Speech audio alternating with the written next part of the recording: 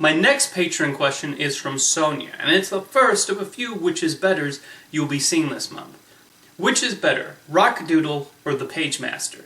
The thing they have in common is a young boy going from live action into an animated world while becoming animated himself. That's a good comparison to make, and funnily enough, both films even run about 75 minutes long.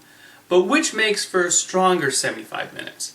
I actually did not find it that hard to choose, to be honest, as I'm definitely going with The Pagemaster, a movie which, believe it or not, I even saw in theaters. 25 years ago. I since saw it a number of times on video, so there's a tiny bit of nostalgia for the movie, although it's definitely a flawed product. I do think the idea for The Pagemaster is an imaginative one, with the way our lead is transported into different books.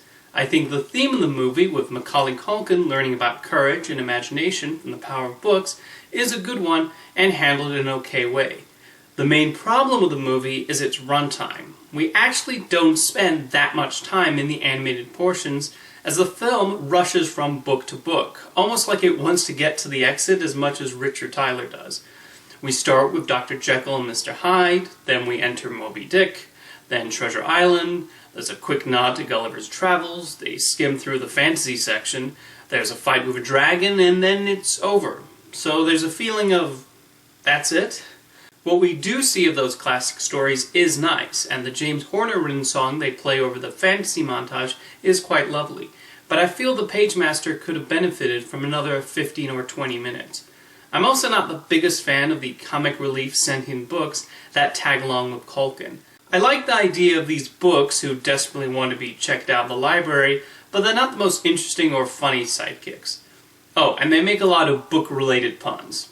So many book puns. I do like the live-action bookends. Joe Johnston directed those portions, and he brings the right amount of atmosphere to them, and the sense that we're about to go on a great adventure. As a whole, I think The Pagemaster is okay, and its heart is definitely in the right place, but the execution could have been a little better. Rock-A-Doodle, on the other hand, is a movie I find more irritating than enjoyable. You know those animated movies that never seem to shut up for a second?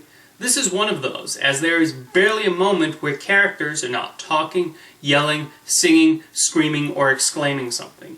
Even the narration pipes in at times when it's completely unnecessary. As soon as our lead protagonist Edmund is transformed into an animated cat, Rock-A-Doodle pretty much becomes one long and tiring chase after a rooster named Chanticleer, whose singing is meant to bring up the sun every morning. As the lead, I never found Edmund to be that compelling or endearing.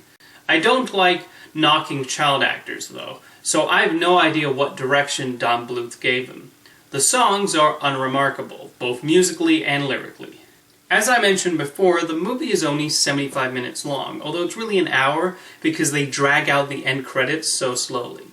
Now, a 1 hour length for a movie is not necessarily a bad thing.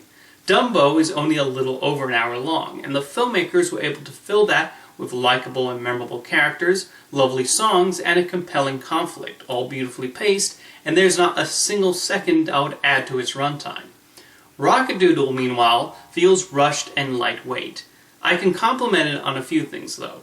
It is a Don Bluth film, so the character designs on the animals are pretty good, and the animation is decent enough. It's at least a nice movie to look at. I also got a few laughs out of a little bird who chases after the heroes.